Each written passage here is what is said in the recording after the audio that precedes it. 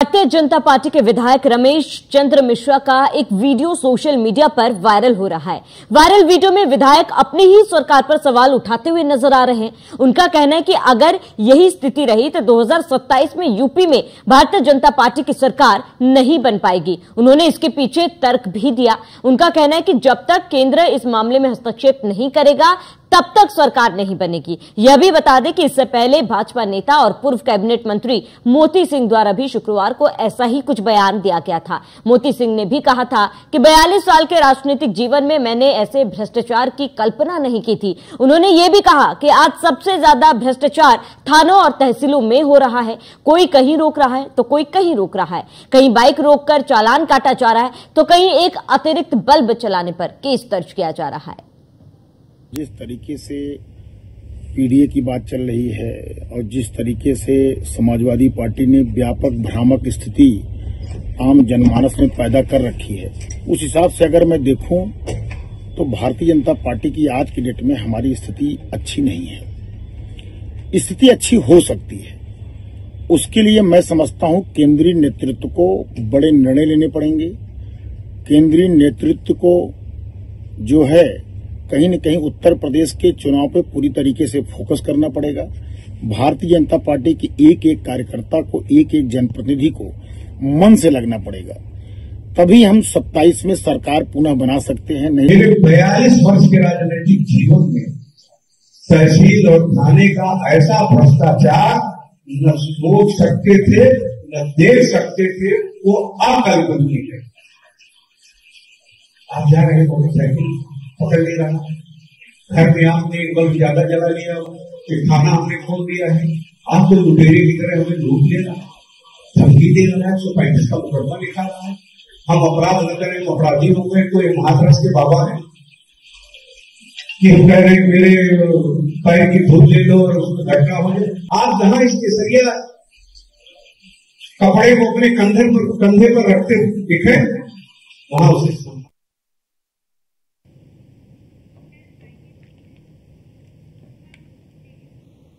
तो अपने व्यक्तिगत कार्यों के लिए आम जनता को तो सरकारी कार्यालय में अफसरों के चक्कर लगाते देखा हुआ होगा और सुना भी होगा। यहां हैरान करने वाली बात यह है कि एक सत्ता पक्ष के विधायक अपने व्यक्तिगत कार्य के लिए तहसील के 4 साल से चक्कर लगा रहे और अफसर उनका काम नहीं कर रहे। शनिवार को भी यह विधायक तहसील पहुंचे तो पता चला कि उनकी भूमि संबंधित फाइल ही गायब हो गई। इससे नाराज होकर विधायक जी ने कहा कि वो अपने इस मसले को विधान परिषद में उठाएंगे। मैं एक कॉलेज में यहाँ चला रहा हूँ, डॉक्टर बी आर अम्बेडकर महाविद्यालय। उस महाविद्यालय की फाइल पड़ी हुई है 143 होने के लिए, मतलब लैंड यूज होने के, आकर्षक होने के लिए, और 4 साल से चक्कर लगवा रहे हैं लोग। भाई पता नहीं, रोज कागज कुछ ना कुछ, रोज कागज कुछ ना कुछ। 4 साल से अरे चाहते तभी तक बना देते। मेरा काम नहीं हो रहा था, आप जनता का काम क्या कर देते होंगे? दारू में, बालू में, रिश्वत में मस्त है जनता, त्रस्त है। पता ही नहीं पत्रावली है, गायब है कि नहीं है। अगर पैसा, जब तक इनको पैसा नहीं मिलेगा तब तक लैंड यूज नहीं चेंज करेंगे या कर सकते नहीं बनाएंगे। और आज तक 4 साल हो गए मेरी फाइल को। पता 4 साल में अगर विधायक की फाइल तो जनता की क्या होगी? पहले बताइए, क्यों फंसी हुई है, कहां फंसी हुई है, कौन से ऐसे कागज है? भाई एक बार, पहली बार नहीं हो रहा है। उस कॉलेज की उन नंबरों का 3 बार लैंड यूज हो चुका है, वो आकर्षक में परिवर्तित हो चुकी है। अब उन्हीं कागजों के आधार पर कर दो। मैं एक कॉलेज में यहाँ चला रहा हूँ।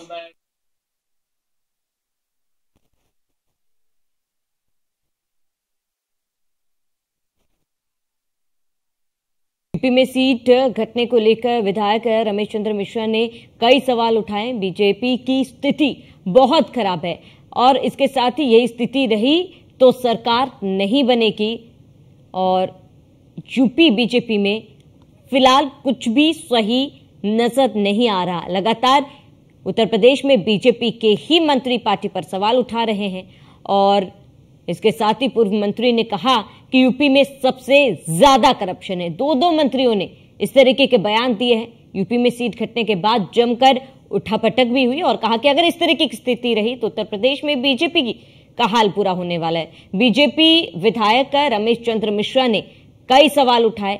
यही स्थिति रहती तो सरकार नहीं बनती और इसके साथ ही उन्होंने कहा कि अगर यही स्थिति रही तो आने वाले समय में बीजेपी की तो सरकार नहीं बनेगी और ये जरूरी है कि केंद्र सरकार इसमें हस्तक्षेप करे। सबसे ज्यादा भ्रष्टाचार हो रहा है और इसके साथ ही कई बड़े आरोप लगाए गए हैं।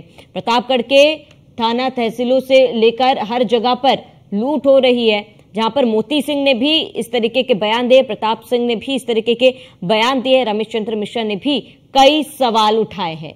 तो ऐसे में 2027 में चुनाव होंगे विधानसभा के और बीजेपी का इस पर जीतना काफी ज्यादा मुश्किल हो जाएगा अगर यही स्थिति बनी रही। बीजेपी की स्थिति बहुत खराब है। राजेंद्र प्रताप का ये कहना है, हम 2027 में सरकार बनाने की स्थिति में नहीं दिख रहे हैं। अधिक जानकारी के लिए अशोक यादव सपा प्रवक्ता हमारे साथ जुड़ चुके हैं। अशोक जी, जिस तरीके से बयान बीजेपी के ही नेताओं की तरफ से सामने आ रहे हैं, इन बयानों पर आपका क्या कुछ कहना है? देखिए, ये तो एक दो विधायक की बात नहीं है। कुछ विधायक बोल रहे हैं, कुछ विधायक अंदर अंदर घुट रहे हैं। स्थिति बहुत खराब है। ये जिस तरह से पिछड़ों दलितों का आरक्षण लगातार लूटा जा रहा है, जिस तरह से छात्रों नौजवानों में जो नाराजगी सरकार के प्रति है, जिस तरह शिक्षकों का उत्पीड़न किया जा रहा है, जिस तरह किसानों का उत्पीड़न किया जा रहा है, हर वर्ग योगी सरकार से बिल्कुल भ्रष्ट आ चुका है। खास तौर से छात्र और नौजवान, तो जिस स्थिति से हमारे देश के या प्रदेश के छात्र, नौजवान, किसान, गरीब, पिछड़े, दलित, शोषित, वंचित गुजर रहे हैं, उसमें उसका रिफ्लेक्शन आपको लोकसभा के चुनाव में मिला है और वो रिफ्लेक्शन कई गुना मैग्नीफाई होकर के विधानसभा के चुनाव में मिलने जा रहा है। ये स्थिति खराब देखिए, आप आज तक अनुप्रिया पटेल ने कभी सवाल नहीं खड़ा किया था, लेकिन उनको लगा कि अब अगर हम नहीं बोलेंगे, जो रही सही सीट हमारी वो भी खत्म हो जाएगी। तो इनके सहयोगी दल भी चाहते हैं कि हम इनसे धीरे धीरे पल्ला झाड़ लें और इनके विधायक भी चाहते हैं कि वो देखिएगा जब चुनाव नजदीक आएगा तो विधायक खुद ही पाला बदलना शुरू कर देंगे, क्योंकि स्थिति बहुत खराब है। और ये हम विपक्ष की वजह से नहीं कह रहे हैं, ये चीज माननीय मोदी जी को भी देखने को मिली थी, जो इनके शीर्ष नेतृत्व है काशी में, जहाँ पे 3,27,000 वोट इनके कम हुए विगत 5 वर्षों में। किसी नेता का इतना वोट नहीं कम हुआ था पूरे हिंदुस्तान में, आप सर्वे करके देख लीजिए। तो अयोध्या हार गए, काशी एक तरह हार गए, तो सारी इनकी जो स्थिति है पूरे हिंदुस्तान से लेकर के उत्तर प्रदेश में बिल्कुल आखिरी खराब चल रही है।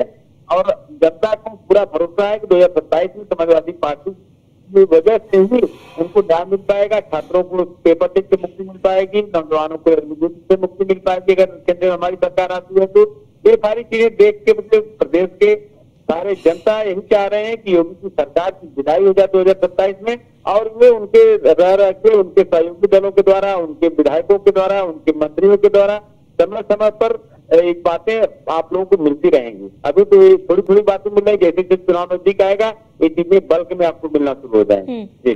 बिल्कुल अशोक जी, क्योंकि एक दौर था जब बीजेपी के तरफ से सपा पर, विपक्ष पर आंतरिक कलह के आरोप लगाए जा रहे थे, कहा जा रहा था कि सपा में ऑल इज वेल नहीं है, लेकिन वही चीज अब फिलहाल बीजेपी में भी देखा जा रहा है। आप इसे कैसे देख रहे हैं? देखिए, सपा में अंतरकलह वाली कोई बात ही नहीं थी। अंतरकलह तो भाजपा में है। आप अंतरकलह का आलम यहाँ तक देखिए कि ओम प्रकाश राजभर की क्या स्थिति है, अब उनका कब किधर चले जाएं, निषाद पार्टी की क्या स्थिति है, अनुप्रिया पटेल की क्या स्थिति है, उनके सहयोगी दल तो मौका तलाश कर रहे हैं कि कोई मौका मिले, और मौका मिलते हुए वहां से निकल जाएंगे। इनका जो अंदरूनी स्थिति है, अभी आपको शायद पता हो ना पता हो, जगदम्बिका पाल जो कि लोकसभा के सदस्य हैं, उनके क्षेत्र में लोकसभा चुनाव के बाद विधायक और कोई नेता के बीच गाली गलौज सब हुआ, ये चीज वहां के लोग जानते हैं। तो ये हर जगह यही स्थिति है भारतीय जनता पार्टी में। अंतरकलह छोड़ दीजिए, वहां पे स्थिति है कि विस्फोटक स्थिति हो गई है। और विधानसभा के चुनाव तक आप देखेंगे उठापटक जितनी भी चीजें सब सत्ता से आगे आ जाएंगी, और सभी लोग अपने अपने ठिकाने तलाशने के लिए भारतीय जनता पार्टी को छोड़ के जा रहे हैं, क्योंकि वो जान रहे हैं कि डूबती हुई जहाज है, खासतौर से योगी सरकार। इस डूबती हुई जहाज पे कोई सवार नहीं होना चाहेगा। सभी लोग अपने नए नए आशियाने के तलाश में इनको छोड़ेंगे, और जो भी चीजें इनकी गलतियां सब गलतियां गिना कर ठीक है अशोक जी, तमाम जानकारी के लिए जुड़ने के लिए आपका बहुत बहुत शुक्रिया।